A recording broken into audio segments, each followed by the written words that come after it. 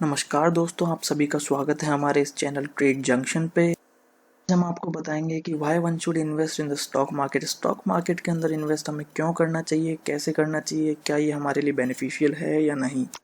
चलिए आगे देखते हैं।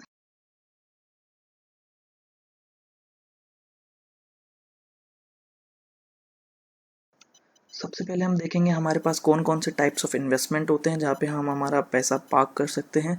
सबसे पहले आता है प्रोविडेंट फंड। प्रोविडेंट फंड एक तरीके की फैसिलिटी होती है जो बैंक प्रोवाइड करता है। ये आपको फिक्स अमाउंट ऑफ इंटरेस्ट देता है। जैसे आजकल के टाइम पे 7 से 8% का इंटरेस्ट रेट प्रोविडेंट फंड पे दिया जा रहा है। उसके बाद हम बात करते हैं बॉन्ड्स एंड डिबेंचर्स की। बॉन्ड्स एंड डिबेंचर्स एक तरीके का इन्वेस्टमेंट क्लास होते हैं जो कंपनीज इशू करते हैं। कंपनी को जब भी मनी की रिक्वायरमेंट होती है वो बॉन्ड्स इशू करते हैं, इन्वेस्टर उसमें अपना पैसा इन्वेस्ट करते हैं, उसके बदले में कंपनीज उनको कूपन पेमेंट्स और इंटरेस्ट पेमेंट्स देती है। फिर आते हैं गवर्नमेंट सिक्योरिटीज़। गवर्नमेंट सिक्योरिटीज़ के अंदर भी मेनली बॉन्ड्स आते हैं क्योंकि पैसा गवर्नमेंट को भी चाहिए। गवर्नमेंट को जब पैसा चाहिए होता है तो बॉन्ड इशू करते हैं। बॉन्ड के बदले में वो आपको कूपन एंड इंटरेस्ट ही देते हैं।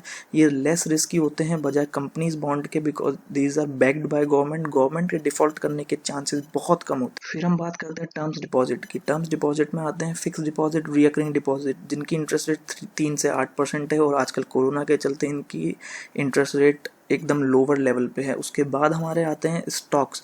स्टॉक्स में हम डायरेक्ट इन्वेस्टमेंट कर सकते हैं। इसकी रिटर्न्स रिस्की होती है, इन सबसे ज़्यादा रिस्की होती है, लेकिन इसमें रिटर्न भी बहुत अच्छे तरीके से मिलते हैं if you are managing your risk in a proper way. उसके बाद हम बात करते हैं म्यूचुअल फंड की। म्यूचुअल फंड एक तरीके का मनी पार्किंग इन्वेस्टमेंट है जहाँ पे आप लॉन्ग टर्म के लिए भी पैसा बना सकते हैं, शॉर्ट टर्म के लिए भी पैसा बना सकते हैं। इसमें आप अपनी इन्वेस्टमेंट खुद नहीं संभाल के किसी और के ऊपर रिस्पॉन्सिबिलिटी डालते हैं जो आपसे ज़्यादा क्वालिफाइड है आपके हिसाब से। उसके ऊपर आप रिस्पॉन्सिबिलिटी डालते हैं कि आप हमारे इन्वेस्टमेंट को संभालिए।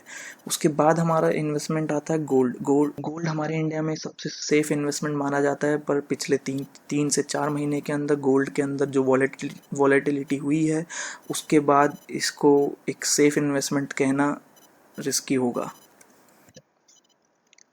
Risk appetite. चलिए, अगर हमें स्टॉक मार्केट में इन्वेस्ट करना है तो हमें रिस्क एपेटाइट इस स्लाइड के बारे में जानना होगा। रिस्क एपेटाइट जैसे कि हम बताते हैं कि म्यूचुअल फंड और स्टॉक मार्केट में अगर आपको आना है तो यहाँ पे हर जगह रिस्क है। अगर आप रिस्क को मैनेज करना सीख गए तो आप स्टॉक मार्केट को मैनेज करना सीख गए। रिस्क एपेटाइट हमें पता होनी चाहिए। चलिए, everyone have not same risk taking capacity सबकी रिस्क टेकिंग सेम नहीं होती है, सबकी अलग अलग रिस्क टेकिंग कैपेसिटी होती है। Stock market investment is investment on risk. अगर आप स्टॉक मार्केट में इन्वेस्टमेंट कर रहे हैं तो for surely there is risk.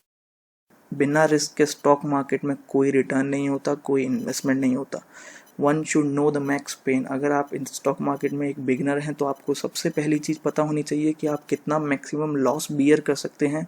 If you are beginner start with instalment. अगर आप नए हैं स्टॉक मार्केट में और म्यूचुअल फंड में इन्वेस्ट कर रहे हैं then start with SIPs, not do lump sum.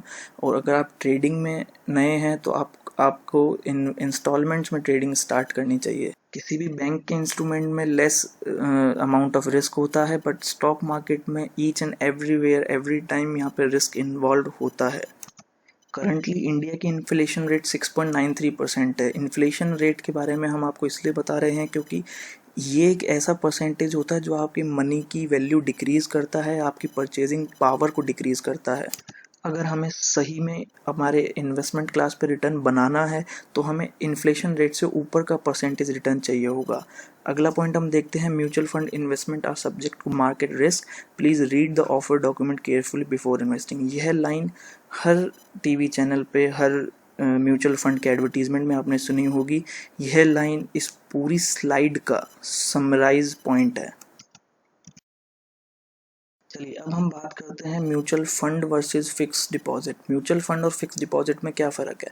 हम रिटर्न्स के बारे में बात करते हैं। म्यूचुअल फंड के जो रिटर्न होते हैं वो स्टॉक मार्केट की परफॉर्मेंस पर डिपेंड करते हैं, लेकिन फिक्स डिपॉजिट के जो रिटर्न होते हैं वो गारंटेड रिटर्न होते हैं, वो आपको इन्वेस्टमेंट करने से पहले बता दिए जाते हैं। म्यूचुअल फंड में जैसा कि हमने आपको ऊपर बताया, जो भी चीज़ स्टॉक मार्केट से इन्वेस्टमेंट से लिंक्ड होगी वो उसमें रिस्क इन्वॉल्व होगा, लेकिन फिक्स डिपॉजिट में रिस्क इन्वॉल्व नहीं होता है, मेनली जीरो के बराबर होता है।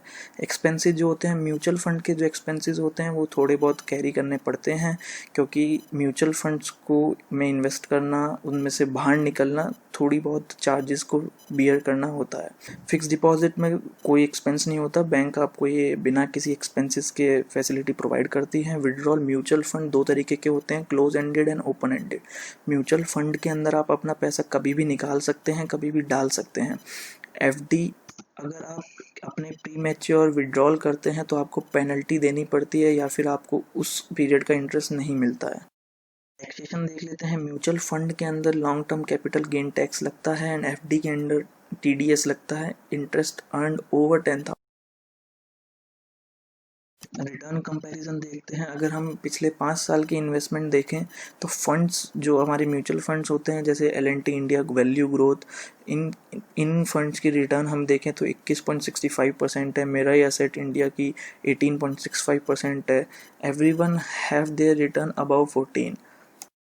ये ज़रूरी नहीं है कि इतनी ही रिटर्न आपको हर फंड की मिले और हर टाइम मिले, बट एक कंपाउंडेड रिटर्न हमें एक बहुत अच्छा पैसा बना के दे सकती है। वहीं एफडी की अगर हम रिटर्न बात करें तो वहाँ पे आपको फिक्स 7 to 9% का इंटरेस्ट मिलता था, लेकिन अब कोरोना के चक्कर में वो भी बहुत कम हो गया है।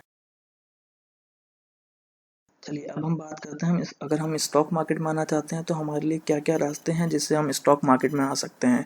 जिसमें पहला हमारा रास्ता है invest through mutual fund. Mutual fund, जैसा कि मैंने आपको ऊपर बताया कि म्यूचुअल फंड में इन्वेस्ट करने के लिए आपको एक डीमैट अकाउंट चाहिए। अपने रिस्क एपेटाइट के हिसाब से म्यूचुअल फंड सेलेक्ट कर सकते हैं और उसमें इन्वेस्ट कर सकते हैं उसकी पास्ट परफॉर्मेंस देख के। दूसरा हमारे पास पॉइंट है इक्विटी बाय करके हम डायरेक्ट ओपन मार्केट से इक्विटी बाय एंड सेल कर सकते हैं, उसके थ्रू भी हम स्टॉक मार्केट में इन्वेस्ट कर सकते हैं। तीसरा हमारा पॉइंट है ट्रेडिंग के थ्रू। ट्रेडिंग 3 तरीके की होती है, short term, long term and swing trade. इसके बारे में हम आगे वीडियोस में बात करेंगे। तो चलिए, ये हमारी इस वीडियो की फाइनल स्लाइड। ऊपर की लाइन हमें बताती है अगर हम स्टॉक मार्केट में इन्वेस्ट कर रहे हैं तो हम अपने आप को रिस्क मैनेजर कह सकते हैं, बिकॉज अगर हम एक सक्सेसफुल ट्रेडर या इन्वेस्टर हैं तो हम एक सक्सेसफुल रिस्क मैनेजर भी हैं। अब नीचे हम बात करते हैं इस इंडिया की सबसे बड़ी प्रॉब्लम की। हम लोग स्टॉक मार्केट को लॉटरी टिकट समझते हैं, हम स्टॉक्स को लॉटरी समझते हैं, लेकिन ये लॉटरी नहीं है। This is a serious kind of business. You can not become a crorepati overnight. आशा करता हूँ आपने हमारी इस वीडियो से कुछ ना कुछ नया सीखा होगा। अगर सीखा है, सब्सक्राइब कीजिए, लाइक कीजिए एंड शेयर कीजिए। Thank you.